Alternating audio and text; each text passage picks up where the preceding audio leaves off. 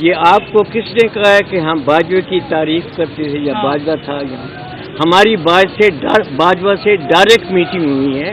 ہم نے ڈائریکٹ ان کے سامنے اپنے جو خدشات ہیں، جو ہمارے اس وقت جو پرابلم پاکستان فیس کر رہا ہے، ہم نے ڈائریکٹلی یہ پرابلم ان کے ساتھ ڈسکس کی. اور اس کے علاوہ جہاں تک کہ آپ سازش کی بات کرتے ہیں، ہم نے جنرل باجوہ سے اس وقت بھی کہا کہ اس وقت کہ ہمیں جانتی ہے امریکہ کی ہسٹری، کیسے اس نے ایوب خان کے زمانے میں اس فوج کے اوپر، اس ملک کے اوپر پورا کنٹرول رکھا ہوا ہے. ہم نے باجوہ سے کہا کہ ٹائم آ گیا ہے کہ ہم امریکن ہیجمنی جو ہے اس کو توڑیں، مگر باجوہ کا جواب یہ تھا کہ امریکہ کو کرٹیسائز کریں. آج کل کی جو فوج ہے، ہمیں تو یہ معلوم ہو رہا ہے کہ یہ پاکستان کے عوام سے دور ہو رہی ہے. پاکستان کے عوام اور فوج کے درمیان اتنا فاصلہ ہو گیا ہے کہ یہ ایک نہایت خطرناک سچویشن میں ہم پہنچ گئے ہیں. جنرل باجوہ کے زمانے میں ہمیں جی ایچ کیو بلایا گیا تھا اور جی ایچ کیو میں ہماری بڑی لمبی میٹنگ ہوئی. اس لمبی میٹنگ کے متعلق تو میں اتنا نہیں کہنا چاہتا، بٹ وہاں پر اس میٹنگ میں انہوں نے صرف بار بار ہمیں ایک ریکویسٹ کی کہ جی آپ تھوڑی دیر ٹھہر جائیں، حالات ٹھیک ہو جائیں گے. ہم نے صبر کیا. اس کے بعد جب باجوہ ریٹائر ہو گیا اور جنرل عاصم منیر نے نئی کمانڈ سنبھالی، تو ہمارا خیال تھا کہ اس کو ہمیں موقع دینا چاہیے تاکہ جو پالیسی جنرل عاصم منیر بناتا ہے اس ملک کے لیے، وہ اس ملک کے لیے اچھی ہے یا نہیں ہے. ہم نے اتنے مہینے انتظار کیا. اس کے بعد ہم نے ان کو ایک خط لکھا، جس خط میں ہم نے ان سے یہ درخواست کی کہ ملک کے حالات اتنے سنگین ہوتے جا رہے ہیں، ہمیں موقع دیں، ہم آپ کے ساتھ مل کے بیٹھ کے اپنا نظریہ آپ کے سامنے پیش کریں، آپ اپنا نظریہ ہمیں بتائیں. مگر جنرل عاصم منیر نے بالکل پرواہ بھی نہیں کی کہ انہوں نے اس خط کا جواب نہیں دیا. اب تھوڑے دن ہوئے ہیں کہ ہمارے 2-3 retired senior general Asim Munir سے ملے کسی سندھ ریجمنٹ کے فنکشن میں. وہاں پر جب انہوں نے ملک کی حالات کے متعلق ان سے بات کی تو عاصم منیر کا جواب یہ تھا کہ آپ اس فوج کو نہیں جانتے، یہ نئی فوج ہے. بالکل درست انہوں نے کہا. ہم نے تو وہ فوج جانتے ہیں جس نے پاکستان بنتے ہوئے اپنے جذبے کے ساتھ کام کیا اور اسی جذبے کے ساتھ فوج کام کرتی رہی. آج کل کی جو فوج ہے، ہمیں تو یہ معلوم ہو رہا ہے کہ یہ پاکستان کے عوام سے دور ہو رہی ہے. پاکستان کے عوام اور فوج کے درمیان اتنا فاصلہ ہو گیا ہے کہ یہ ایک نہایت خطرناک سچویشن میں ہم پہنچ گئے ہیں. And the earlier we remove this, the better it is for Pakistan. اس کے علاوہ 2-3 اور چیزیں جو ہیں وہ ہم سمجھتے ہیں بہت ضروری ہیں. عمران خان نے تو جب اس کی حکومت ڈسمس ہوئی تو اس نے کہا کہ یہ سازش ہے. بیسیکلی یہ سازش اب نہیں شروع ہوئی. یہ سازش جو تھی، یہ right from the creation of Pakistan. General Shamshad صاحب بتائیں گے کہ کیسے لیاقت علی کے زمانے سے سازش شروع ہوئی، جس میں امریکہ نے پاکستان کے اوپر اپنی پالیسیز مسلط کرنا شروع ہوئی. اس کے بعد ایوب خان نے اس جو تھی امریکن ہیجمنی، اس کو اتنا مضبوط کیا کہ اس زمانے سے لے کر آج تک جو بھی پالیسیز پاکستان میں بنتی ہیں، یہ امریکہ کی مرضی سے بنتی ہے، ان کی خواہش سے بنتی ہے. A time has come when we have to break these shackles of the American hegemony over this country. اس کے علاوہ جو مین چیز ہم اس وقت کہنا چاہتے ہیں وہ یہ ہے کہ یہ اس وقت پاکستان کا ڈیفائننگ مومنٹ ہے. اگر قوم اس وقت کھڑی نہ ہوئی تو یہ قوم جو ہے، یہ ملک جو ہے، یہ تباہ ہو جائے گا. ہم نے اس ملک کو بنتے دیکھا ہے. ہمارا जिस जज्बे के साथ ये मुल्क पैदा हुआ, हमने वो जज्बा देखा है और हम खामोश नहीं रह सकते इस मुल्क की तबाही को देखते हुए। हमारी जितनी भी अभी ज़िंदगी है हम डिवोट करेंगे पाकिस्तान की मजबूती के लिए और पाकिस्तान की सालमियत के लिए। एक सवाल आपसे है, आप ये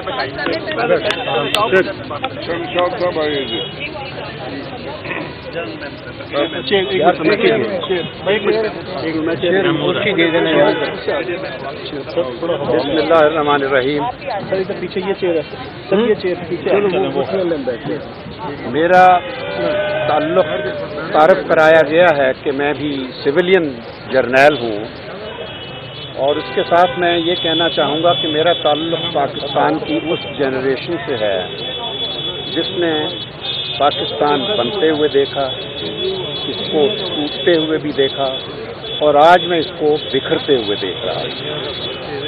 और जिस किस्म के हालात हैं, मुझे आज वाकई वो वक्त याद आ रहे हैं जब 1947 का वक्त, जब हम हिंदुस्तान से लाखों करोड़ों महाजरीन के तौर पर अपनी हज़ारों साल पुरानी शनाख्त और अपनी पुरानी जायदादें, घर बार सब कुछ छोड़कर हम कायद-ए-आज़म के पाकिस्तान आए थे।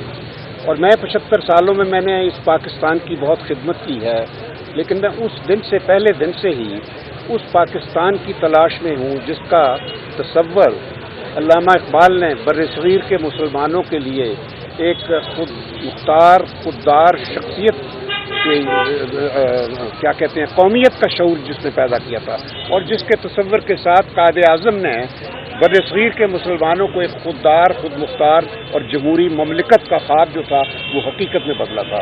क्योंकि 1946 में जिस वक्त पाकिस्तान की बातें हो रही थी, आज मैं आप यंगर जनरेशन है उनको याद कराना चाहता हूँ, अक्सर को नहीं मालूम कि 1946 में एक अबूरी हुकूमत बनी थी, अंग्रेज़ों ने बनाई थी।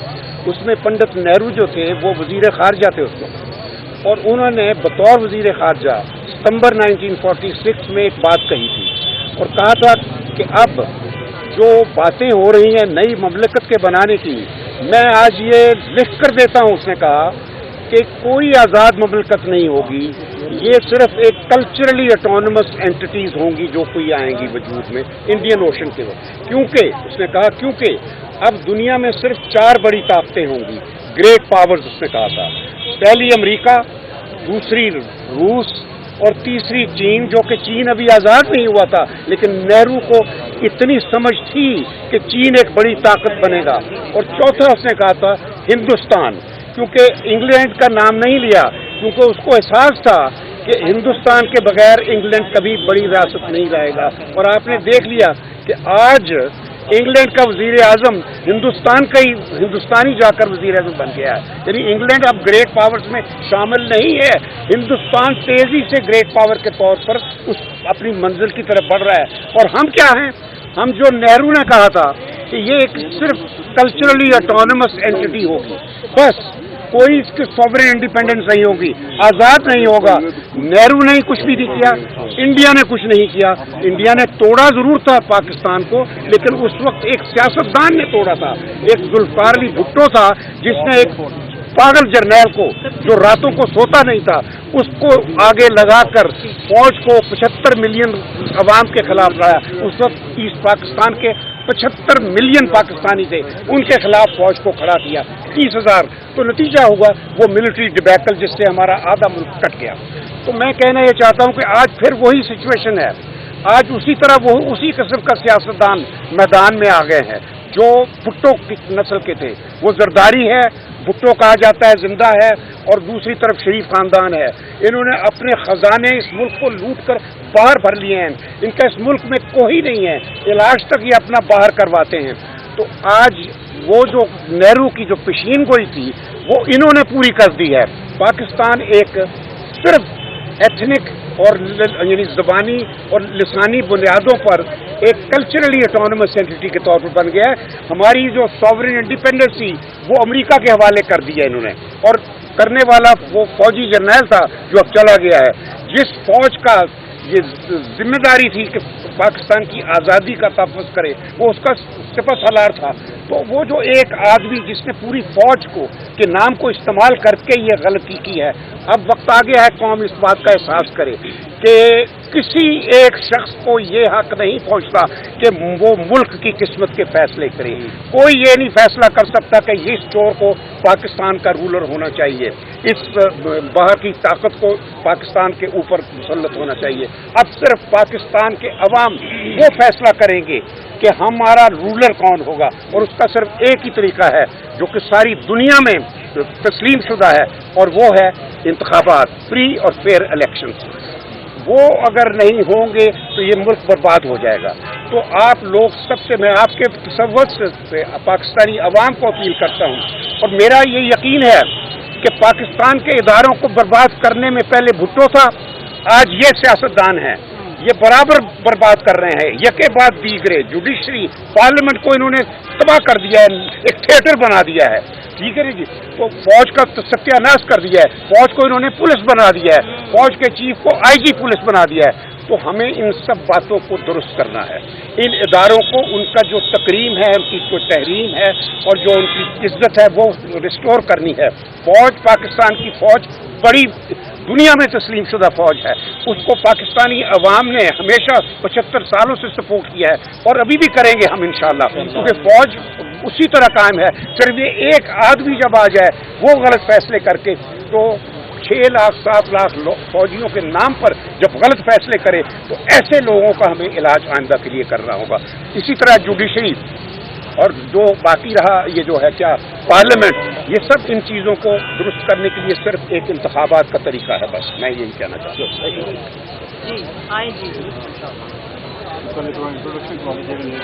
آپ بھی ان کے بات کرتے ہیں. بسم اللہ الرحمن الرحیم. میں نیوی سے ریٹائرڈ وائس ایڈمرل ہوں. 43 ایئرز آف سروس کے بعد ریٹائر ہوا. اس وقت جس حالات میں پاکستان ہے، میری صرف ایک ہی پورے پاکستانیوں سے ایک گزارش ہے کہ ہم سب کو مل کر ایک قانون کی حاکمیت، کانسٹیٹیوشن کو ڈیفینڈ کرنا چاہیے. اور جو حالات اس وقت پاکستان کے ساری دنیا میں جا رہے ہیں وہ انتہائی شرمندگی کے باعث ہیں. تو ہمیں سب کو کوشش کر کے کانسٹیٹیوشن کے پیچھے کھڑا ہونا چاہیے اور قانون کی حاکمیت ہونی چاہیے. ہم نے ساری زندگی فوج کی، نیوی کی سروس کی، اور ریٹائرمنٹ کے بعد بھی جب تک ہم زندہ ہیں ہم اس ملک کے لیے جان جو بھی کر سکتے ہیں کریں گے. بہت بہت شکریہ. نام بتائیں گے؟ وائس ایڈمرل خاور علی. جی آئیں پلیز. ابھی میں سب کے نام آپ لوگوں سے گروپ میں شیئر کر رہی ہوں. السلام علیکم، میرا نام میں پاکستان ایئر فورس کے ریٹائرڈ افسر ہوں، ایئر کمانڈو خالد شیوا. میں ایئر فورس کو ریپرزینٹ کرتا ہوں، ویٹرنز آف پاکستان، جو کہ ہماری آرگنائزیشن ہے جو کہ retired army, air force, navy کے جتنے آفیسرز ہیں ان کی ہماری ایک آرگنائزیشن ہے. اور میرے سینئر حضرات نے جو کچھ کہنا تھا کہہ دیا. میں نے بھی کوئی 34 سال ایئر فورس کے اندر گزار کے فائٹر پائلٹ کا کام کیا ہے، مگر اب ریٹائر ہو کے ہمیں بھی وہی ہے کہ ایک قوم کو ابھارنا ہے، ہم سب کو مل کے اس ملک کو سدھارنا ہے. جو بدنامی ہو رہی ہے فوج کی، اسی کے اندر ایئر فورس اور نیوی بھی سب کہتے ہیں کہ جی آرم فورسز میں آ رہے ہیں، یہ ان کو بھی بدنام کر رہے ہیں. مگر بات یہی ہے کہ ہم سب کو مل کے کام کرنا ہے اور اس ملک کو واپس اس کی طرف لے کے جانا ہے جو کہ آج سے کوئی سال پہلے چل رہے تھے. تو اس ملک کے لیے ہم سب کو باہر نکلنا ہے.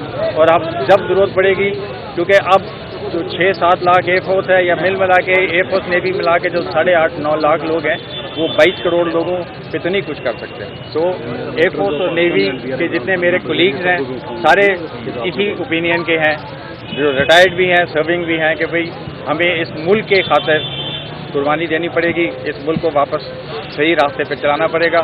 جو کچھ پچھلے سال میں ایک ہوا ہے یہ بالکل پاکستان کی خیر خواہی کے لیے نہیں ہے. بہت بہت شکریہ. ایئر کموڈور خالد چیمو. کلوزنگ ہے سر. آپ اٹھیں. آپ یہ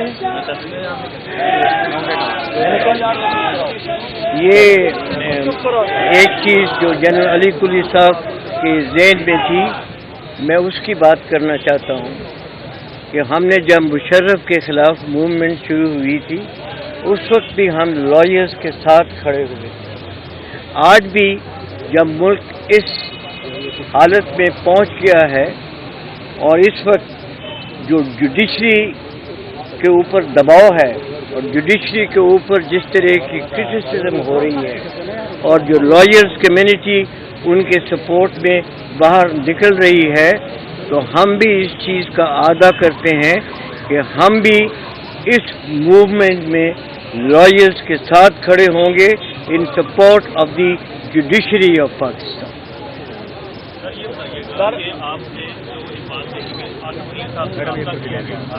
کیا وہ راستہ اس لیے تھا کہ پی ڈی ایم حکومت کو اس حوالے سے مجبور کیا جائے آصف منیر صاحب کی طرف سے کہ وہ فوری طور پہ انتخابات میں جائے یا مارشل لا کی طرف سے؟ نہیں جی نہیں، ہمارا رابطہ اس مطلب کے لیے نہیں تھا۔ ہمارا صرف رابطہ یہ تھا کہ ہم ان کے ساتھ اپنے جو ویوز ہیں وہ ان کے ساتھ شیئر کریں۔ جو اس وقت ملک کے حالات ہیں جو ہیں اس وقت کرٹیکل کنڈیشن میں یہ ملک جا رہا ہے، وہ ہم نے وہ خیالات ان سے بتائے اور یہ بتائیں کہ یہ جو فوج جو کسی وقت پاکستان کے عوام میں اتنی مقبول تھی، یہ اپنی مقبولیت کھو رہی ہے اور وقت آ گیا ہے کہ ہم جو پاکستان کی فوج اور پاکستان کے عوام میں جو فاصلے بڑھتے جا رہے ہیں ان کو کم کریں۔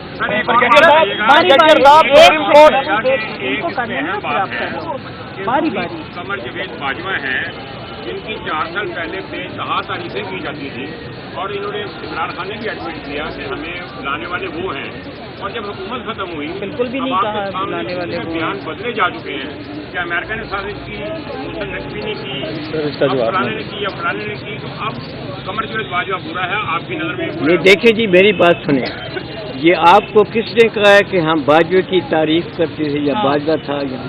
ہماری باجوہ سے ڈائریکٹ میٹنگ ہوئی ہے، ہم نے ڈائریکٹ ان کے سامنے اپنے جو خدشات ہیں، جو ہمارے اس وقت جو پرابلم پاکستان فیس کر رہا ہے، ہم نے ڈائریکٹلی یہ پرابلم ان کے ساتھ ڈسکس کی۔ اور اس کے علاوہ جہاں تک کہ آپ سازش کی بات کرتے ہیں، ہم نے جنرل باجوہ سے اس وقت بھی کہا کہ اس وقت کہ ہمیں جانتی ہے امریکہ کی ہسٹری، کیسے اس نے ایوب خان کے زمانے میں اس فوج کے اوپر، اس ملک کے اوپر پورا کنٹرول رکھا ہوا ہے۔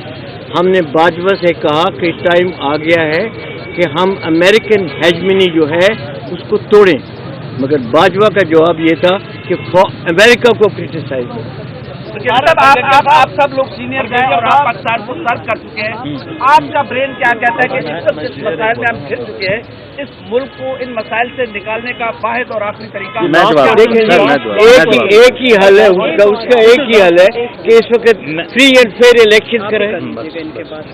بس ایک بات، وہ ایک شعر ہے، جنہیں حقیر سمجھ کے بجھا دیا تو نے، وہی چراغ جلیں گے تو روشنی ہوگی۔ جزاک اللہ، جزاک اللہ۔ بس سپریم کورٹ آئین اور قانون کی بالادستی قائم کرنے جا رہی ہے، آپ اداروں کو کیا پیغام دیں گے کہ کیا وہ سپریم کورٹ کے فیصلے اور سپریم کورٹ کے ساتھ تعاون کریں؟ ہم نے پہلے بھی کہہ دیا تھا جی کہ ہم سپریم کورٹ اور وکلا جو سپریم کورٹ کی سپورٹ میں تحریک کریں گے، ہم اس میں مکمل طور پہ شامل ہوں گے۔ Thank you, thank you, thank you, thank you, excellent, thank you.